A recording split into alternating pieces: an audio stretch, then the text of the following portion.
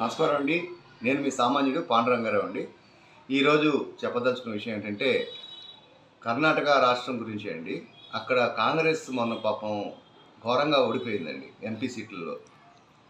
అక్కడ కనుక మనం పరిశీలిస్తే కర్ణాటక అనేది ఐటీ రంగంలో నెంబర్ 1గా డెవలప్ అయిందండి. వేరే రాష్ట్రాల నుంచి కూడా అక్కడికి ఉద్యోగాలు చేస్తారండి. బెంగళూరు సిటీ అనేది అంత బ్యూటిఫుల్. అక్కడ ఓడిపోవడానికి ప్రధాన కారణం అంటే హామీలు సూపర్ 6 అట్లనే ఇచ్చారండి హామీలు విపరీతంగా. అవి నెరవేర్చలేకపోయారండి. అక్కడ ఇంచుమించు నాకు తెలిసి అధికారం వచ్చి సంవత్సరంన్నర అవుతుందండి. నెరవేర్చలేకపోయారు.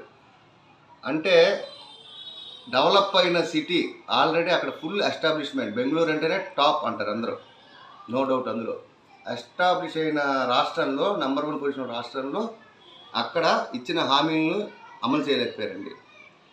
దీన్ని బట్టి ఏమైందంటే ప్రజలు చాప కింద నీరులో ఉంటారండి. మన రాష్ట్రం కూడా చాలా శృతిమించిన హామీలు ఇచ్చిందండి. ఉదాహరణకి కర్ణాటకను చూసుకుని వీళ్ళు ఇచ్చిన హామీలు మరి నెరవేర్చగలరో లేదో చూసుకుని ప్రజలకు మంచి చేయాలని మనస్ఫూర్తిగా కోరుకుంటున్నానండి. నమస్కారం అండి. మీ పాండురంగారావు, కామాంది.